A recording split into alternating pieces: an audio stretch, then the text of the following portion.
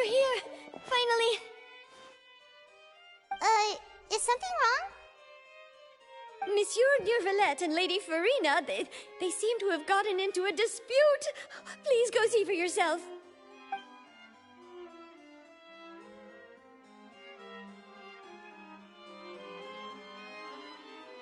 Like I said, I've already explained everything.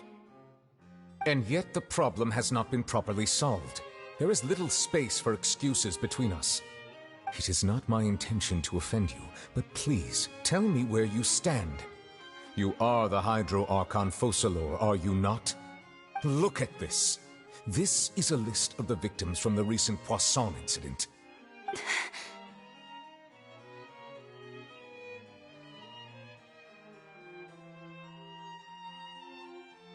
You mean... they're all... We did not arrive in time to avert this disaster, and I will not have it happen again. I will say this once more. You must tell me everything you know. Yesterday, I found 3 stone slates in some ancient ruins near Poisson. Do you know anything about those? Seriously? You're questioning me like this is a court case now. I don't know anything about that. But you found them in some ancient ruins, you say?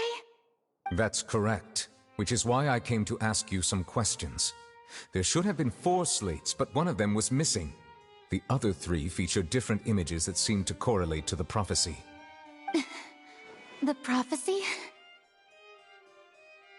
The second of these slates depicts the previous Hydro Archon Egeria kneeling before a floating island in the sky, as if confessing something.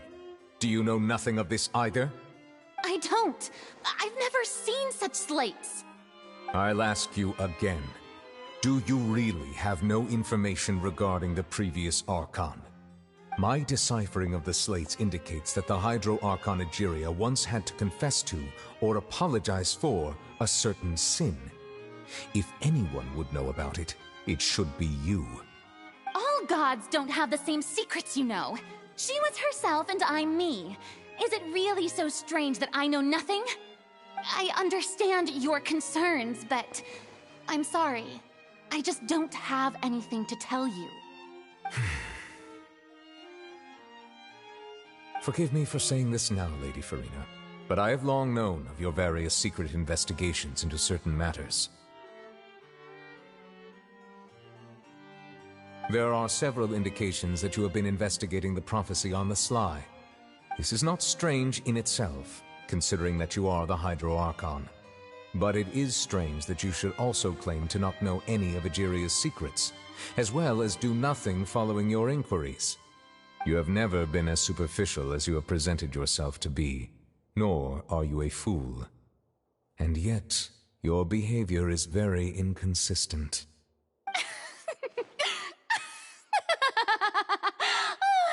So you've been watching me all this time, have you? I didn't think you were that type. You... Well, since you know about my secret investigations, then you should know I'm actually working to take care of it. There's no point questioning or suspecting me. You're the Eudix, but you're still my subordinate. You should be following my lead. Just trust in me, you're Archon, and do as I say. Never mind whether you can truly convince yourself to or not. It'll all turn out fine. That's all I have to say. We do not discuss this matter again.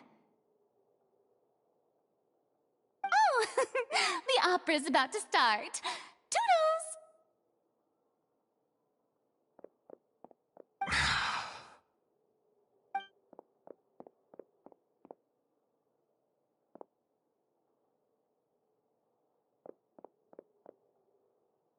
Did Farina not notice us standing by the door? Wonder what's up with her.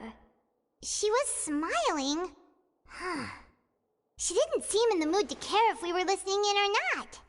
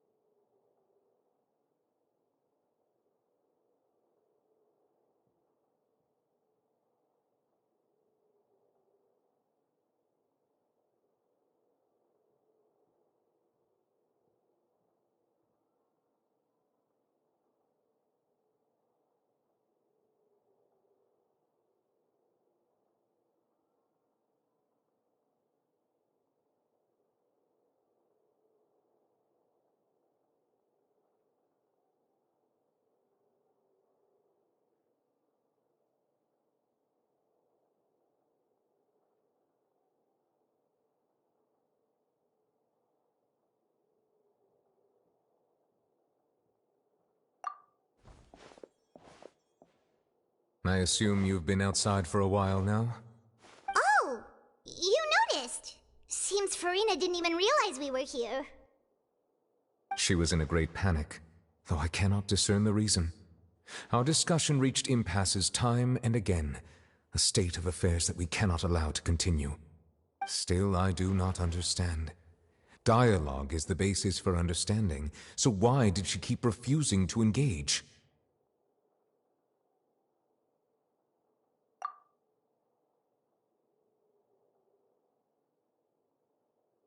Everyone in her inner circle has noticed that she is hiding some secret. The issue is her attitude. I fear that she will not reveal anything unless absolutely forced to.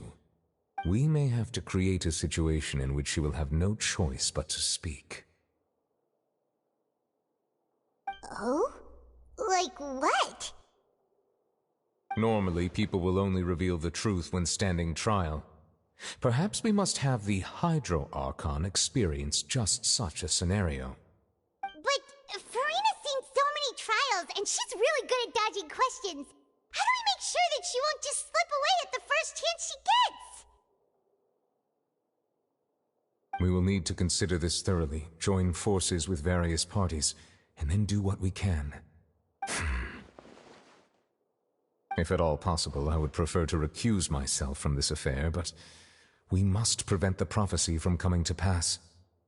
This may be cruel to her, but all Fontaine is in crisis. The information a god possesses is too precious, and so we must take a chance on this.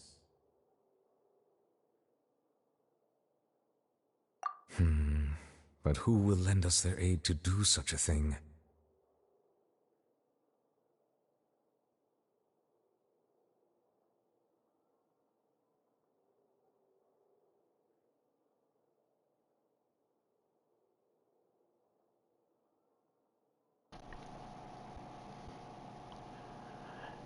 Maybe Yan Fei could help?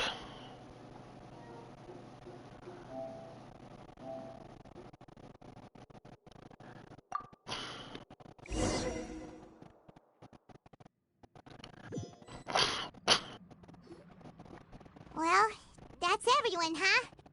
Speaking of which, it was pretty smart of you to think of hiding here. Poisson was just involved in a disaster, so it's presently devoid of people. That naturally makes it the best choice. And here you are drinking tea like it's the most natural thing in the world, huh? That's what families should do. Sit and enjoy a leisurely time together. It's nice to enjoy tea here, you know? Care for a cup? Lend me your ears, everyone. Or perhaps one of you might like to start us off. How about you, friend? Me?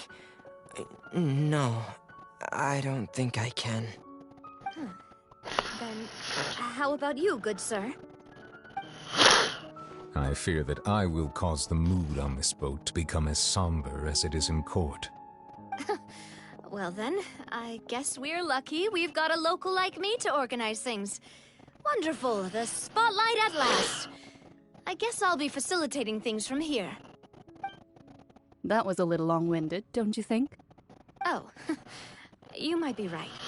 Anyway, to cut to the chase, our friend here, the Traveler, has brought us together to discuss something. As for what that is, well, let's start by saying that we'll be pooling our efforts together to create a series of traps. Oh, how intriguing. Well, it's just an expression, really. One that I just learned from Chlorand, and used on the spot. So, let's invite her to explain in detail. A round of applause, please.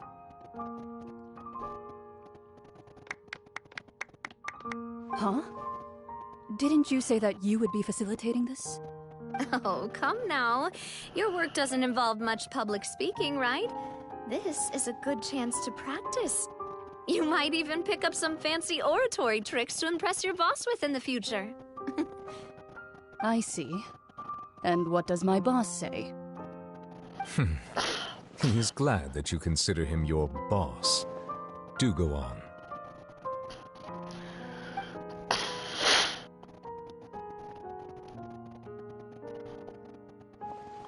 In that case, do any of you have experience hunting?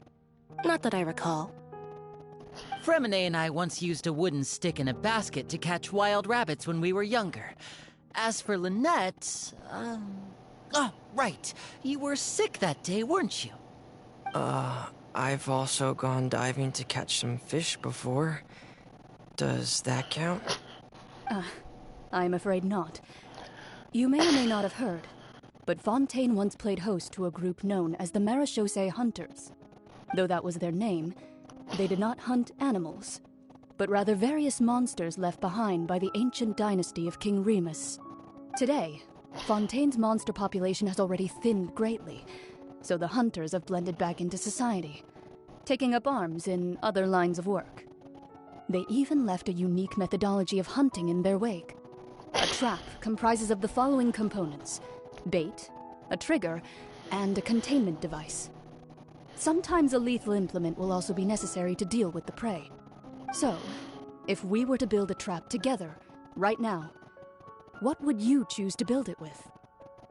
For me, I would prefer something basket-shaped. Pigeons and rabbits will see the bait and naturally enter the snare. Our line of work requires a deft hand, and we're some of the best in the industry, so you can count on our techniques. You used some of those techniques while moving the people of Poisson, didn't you? My subordinates mentioned that you even performed some magic for the bawling children.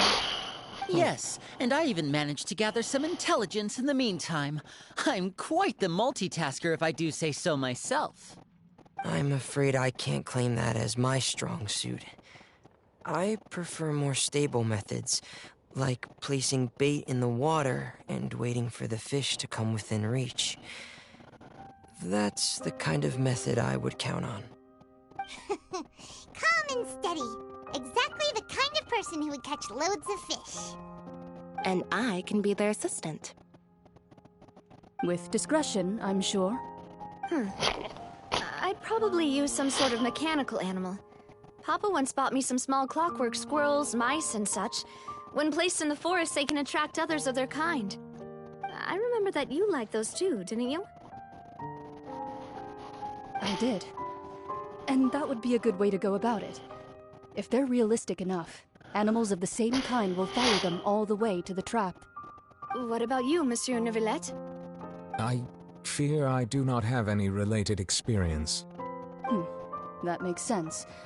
You usually solve problems directly, without the use of any such tricks.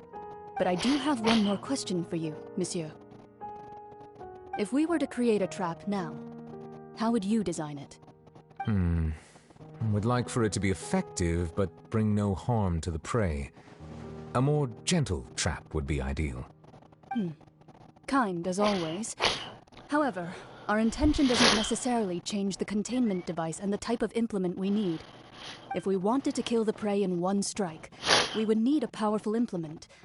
However, that also goes for prey that must be captured and safely contained. Wait, why's that? Only a hunter who's a true expert at subduing their prey can snare it without harming it. The line that divides life and death is often exceedingly thin.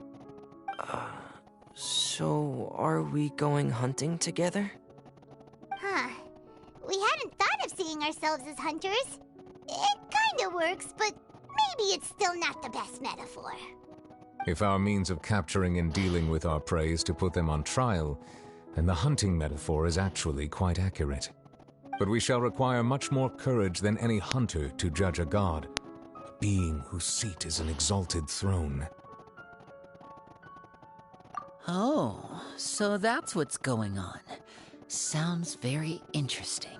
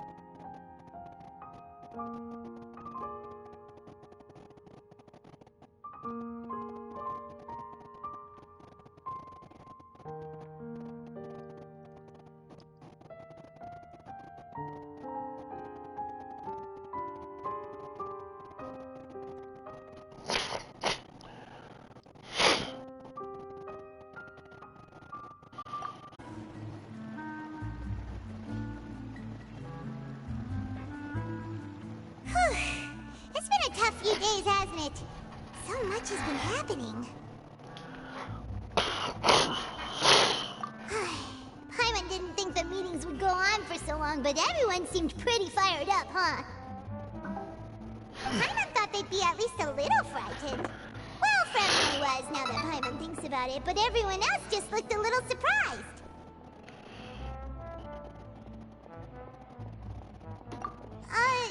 Well... It's hard to say. Paimon doesn't have any experience with this sort of thing. But with you around, Paimon sure will do great. After all, you're the most reliable person in the world, aren't you? Huh?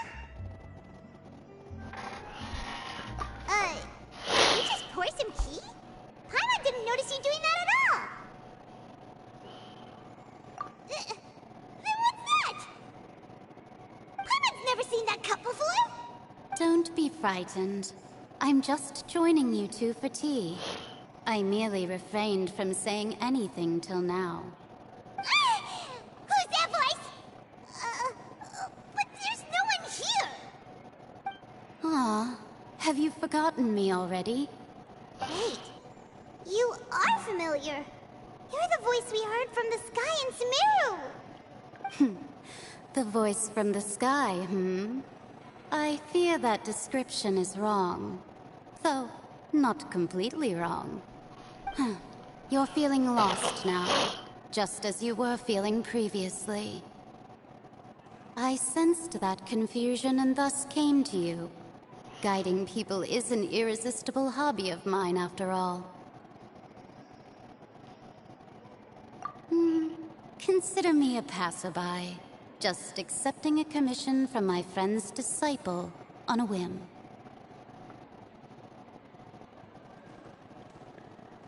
The prophecy. Yes, what has been prophesized will be fulfilled. You may view such things as the history of the future. What? Then is there any way we can stop it? I believe you have witnessed a failed attempt with your own eyes. Can everything in Teyvat so easily be changed? Ah, so you've caught on. Just as prophecies are usually only the future as seen from the perspectives of the gods, could things be happening in hidden corners where the gods' gaze does not fall? Are the things that you shall see different from the fate that the gods perceive?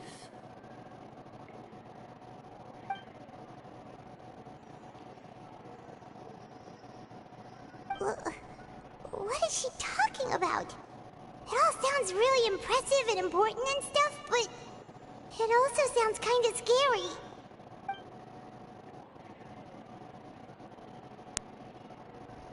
I believe that you understand, right?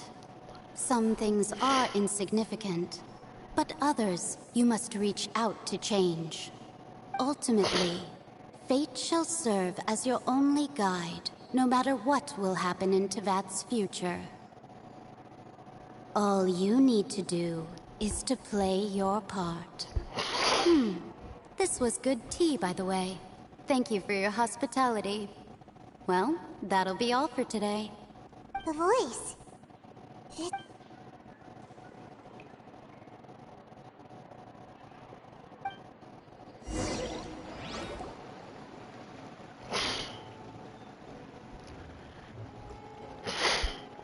What?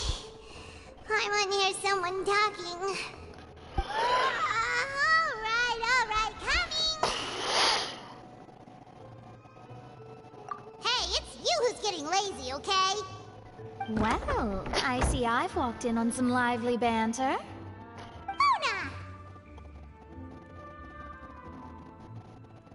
Fine, just fine. I went to take part in that Steambird panel. It turned out to be more interesting than I expected. Not all Fontainians are pessimistic about this. One journalist mentioned that sitting around and waiting for the end to come would be wrong, and that they should make their own rescue preparations. I agreed, so we had a brief chat with her. Did she have pink hair by any chance? Why, yes, it was Charlotte. I assume you've heard of her, no? That daredevil journalist? I'm in full support of her view. Prophecies are very important, but how can people allow their lives to be commandeered by just a few words? That's right! Paimon's glad to hear something sensible for once. Ah, yes. About what we had discussed before. I did try, but I'm afraid I couldn't reach the old hag. I'll try again tonight, but I wouldn't get your hopes up.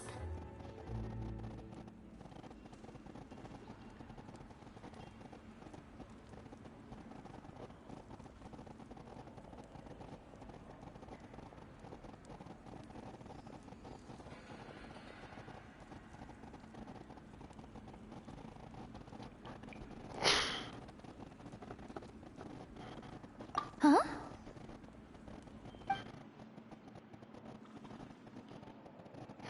Goodness gracious. Are you serious?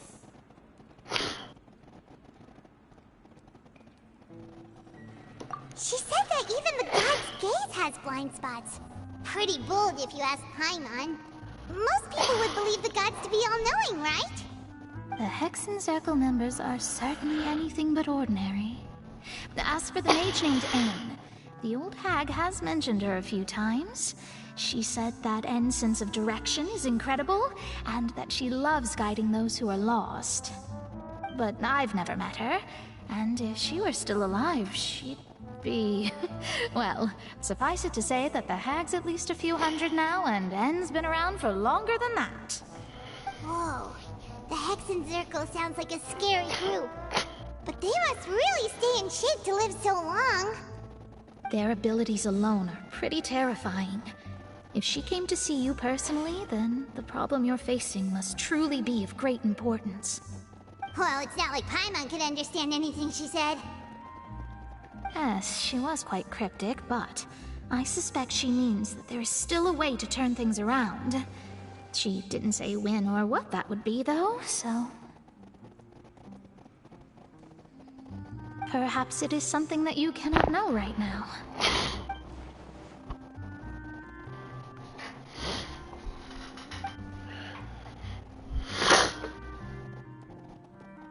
Traveler, Paimon, are you two all right? Oh, we're fine. We're just a little down right now. It kind of feels like the end is coming, you know? I see.